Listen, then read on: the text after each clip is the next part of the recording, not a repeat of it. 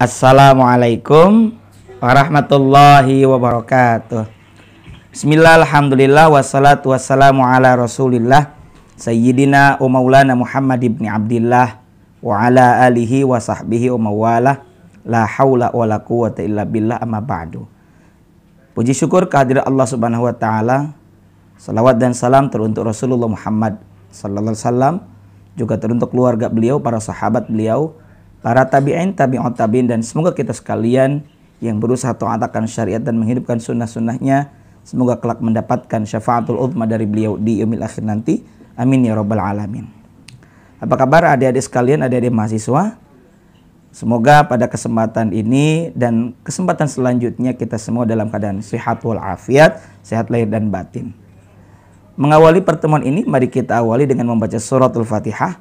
Semoga dengan keberkahan suratul Fatihah ini hasil ilmu yang bermanfaat dan barokah. Ala hadhihi niyyah wa ala kulli niyyatin shalihah. Al-Fatihah. A'udzu billahi minasy syaithanir rajim. Bismillahirrahmanirrahim. Alhamdulillahi rabbil alamin. Ar-Rahmanir Rahim. Maliki yaumiddin. Iyyaka na'budu wa iyyaka nasta'in. Ihdinas siratal mustaqim. Siratal ladzina an'amta 'alaihim ghairil maghdubi 'alaihim waladdallin. Amin. Adik-adik mahasiswa sekalian, pada kesempatan ini kita akan membahas ekonomi Islam. Adik-adik sekalian, Islam, di dalam rukun Islam ada dua rukun yang memiliki kaitan dengan harta atau mal. Satu zakat, dua adalah beribadah haji. Ya, bisa saja mungkin kita meskipun keterbatasan secara materi, lalu ada yang memberangkatkan kita untuk bisa pergi haji, membiayai kita. Tapi tetap ini tidak lepas dari mal atau harta. Zakat, meskipun zakat fitrah itu dengan makanan pokok, tetap saja itu harus mengeluarkan uang ataupun materi, di mana uang tersebut kalau dalam mazhab Syafi'i kita belikan dulu dengan makanan pokok, dan makanan pokok adalah bagian dari kebutuhan kita. Nah, di dalam Islam kemudian tentang harta ini disikapi bagaimana bahwa kita sebagai manusia memiliki kebutuhan. Satu sama lain kita saling membutuhkan. Tentu kita semua tidak hidup semuanya dalam keadaan berkecukupan. Ada saja yang memiliki keterbatasan secara materi. Tapi dua-duanya ini positif. Karena akan terjalin hubungan satu sama lain saling membutuhkan. Kaya maupun miskin semuanya sama saling membutuhkan. Lihat dalam surah At-Taubah ayat 103. Allah Ta'ala berfirman, khudh min amwalihim shadaqatan tutahhiruhum wa tuzakkihim biha wa shalli 'alaihim inna salataka sakanul lahum. Shadaqallahul adzim wal ma'na Allah alami muradi. Ambillah dari harta mereka sebagai bentuk sedekah alias zakat yang wajib. Untuk apa? Yang mana dengan harta yang disedekahkan dalam bentuk zakat tersebut bisa menyucikan kita punya nafsu, hati yang ada penyakitnya seperti penyakit bakhil, membersihkan harta kita dari ketidakberkahan. Kemudian wasolli, Anda yang menerima zakat alias mustahik, baik fuqara, masakin dan lain-lainnya, ketika menerima zakat, doakan mereka yang berzakat, doakan mereka yang memiliki kelebihan harta itu. Kenapa? Inna salataka sakanul lahum, sesungguhnya doa kamu itu menenteramkan mereka. Berarti sampai sini kita bisa tangkap, adik-adik sekalian, bahwa yang kaya juga butuh kepada yang tanda petik miskin, memiliki keterbatasan harta itu butuh apa? Doanya. Apalagi satu sama lain secara sosial, ada yang butuh tenaganya, ada yang butuh materinya, satu sama lain saling melengkapi. Jangan kemudian jumawa hanya gara-gara Anda kaya. Jangan kemudian merasa rendah diri karena Anda miskin. Tidak demikian, satu sama lain saling melengkapi. Nah, kemudian disinilah terjadi perputaran uang alias cash flow satu sama lain. Ya. Dan ini sebenarnya dalam rangka untuk memenuhi kebutuhan. Bukan sekedar mencari materi berupa uang, tidak. Karena kita sebenarnya bukan butuh uangnya. Sering ada yang berkata, saya butuh uangnya. Tidak. Anda butuh rumah, ya Anda yang butuhkan rumahnya. Kamu butuh kendaraan, ya kamu butuh kendaraannya. Bahkan sebenarnya bukan kendaraannya, tapi kita terfasilitasi, bisa mobilisasi dari satu tempat ke tempat yang lain. Uang itu sebenarnya ya bagian dari alat tukarnya. Karena dulu kita semua barter diantaranya ya secara tradisional. Namun bukan berarti saya sekali lagi tidak menganggap tidak penting, tapi semuanya itu saling melengkapi. Keliru kalau menitik beratkan kepada salah satu materi. Uang ya alat tukar. Tanpa uang yang kita butuhkan adalah bendanya. Nah, karena kita semua memiliki kebutuhan, ada kegiatan perekonomian. Ekonomi di dalam bahasa Arab disebut dengan al-iqtisadi, al-islami, ekonomi Islam. Al-iqtisad, coba kita lihat. Al-iqtisad, qaf, sad, da. Itu 3 huruf dasarnya.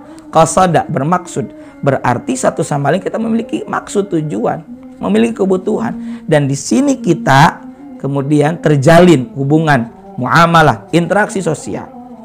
Nah, dalam perilaku ekonomi diantaranya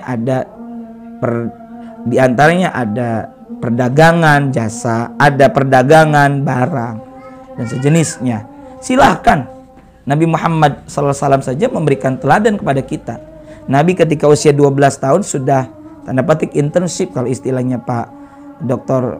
Syafi Antonio, magang, ikut bersama pamannya ini Abu Thalib lintas negara.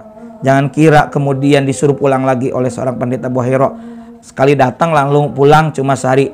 Tidak, tapi berhari-hari, sehingga Nabi Muhammad ketika kecil itu sudah mengindra, sudah melihat interaksi proses dalam perniagaan. Lalu usia remaja, pemuda, beliau sudah menjadi business manager, mengelola bisnis, orang menitipkan barang, beliau berdagang. Dan jangan kira bahwa dagangnya itu ecek-ecek, tidak. Kelompok besar, kafilah-kafilah.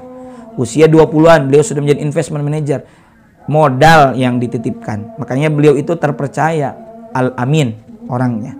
Kemudian 25 beliau menjadi CEO, pemilik, menjadi owner, bos. Kenapa? Karena beliau menikah dengan Khadijatul Kubra sebagai istrinya yang dulu adalah sebagai bosnya. Kemudian di merger. Kemudian beliau menjelang usia 40 sebelum jadi nabi, beliau sudah financial freedom. Sudah bebas dari ketertekanan finansial. Ya. Kenapa? Karena beliau sudah mengembalikan semuanya kepada Allah Subhanahu wa taala.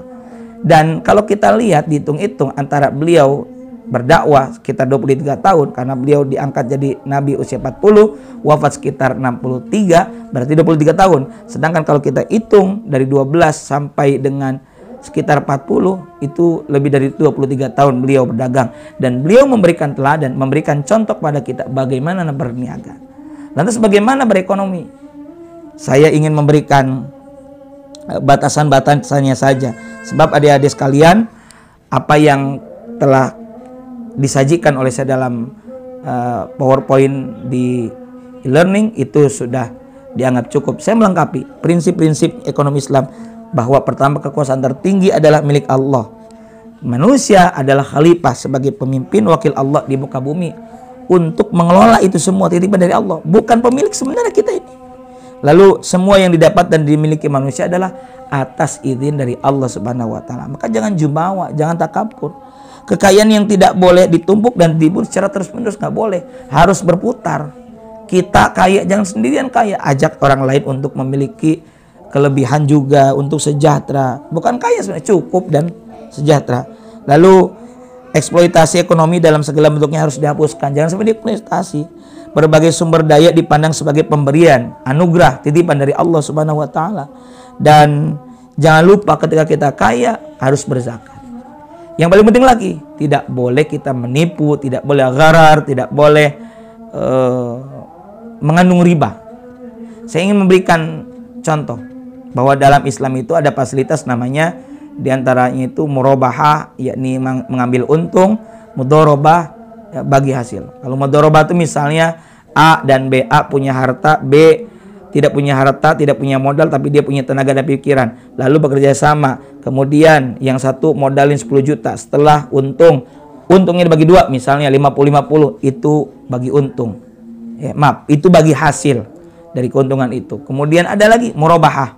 Saya ke Tanah Abang beli baju, harganya 100.000, lalu saya bawa ke Bogor, saya jual 120.000, itu boleh. Margin, ambil margin. Contoh yang lain, misalnya Anda pinjam ke saya uang 2 juta, lalu saya bilang kembalikan nanti 2.200.000, 10%-nya bunga, itu riba. Tapi beda lagi kasus yang kedua, Anda pinjam 2 juta kepada saya, lalu saya tanya untuk apa? Untuk beli handphone. Oke, gini saja, mau handphone apa? Itu tipenya. Ternyata benar harganya 2 juta, lalu saya jual kepada Anda 2.200.000. Sah, halal, padahal sama-sama modalnya, sama-sama untungnya 2 juta, tapi beda hasilnya. Hasil apa? Yang satu barokah, yang satu tidak barokah. Tidak barokah karena ada bunganya. Karena itu, adik-adik mahasiswa sekalian, mari kita berekonomi, melakukan praktek ekonomi yang benar menurut syariat, dan satu sama lain saling menguntungkan. Istilahnya dalam Al-Quran itu antaradin minkum, ridho satu sama lain, saling menguntungkan. Tidak boleh yang satu rugi, yang satu diuntungkan. Tidak boleh dolim. Kita boleh saja menjual, mengambil untung, asal tidak mendolimi, dan tentu harga yang umum. Ini saja mungkin sekilas adik-adik yang bisa saya sampaikan. Semoga ada manfaat dan barokahnya. Silakan dipelajari dan dielaborasi lagi materi-materi tentang ekonomi Islam dan bagaimana Islam sangat peduli dengan praktek ekonomi muamalah, sehingga ada secara khusus fikul muamalah. Terima kasih. Subhanakallahumma bihamdika asyhadu an la ilaha illa anta astaghfiruka wa atubu ilaik. Mohon maaf atas kekhilafan. Wallahul muwaffiq ila aqwamit thariq. Wassalamualaikum warahmatullahi wabarakatuh.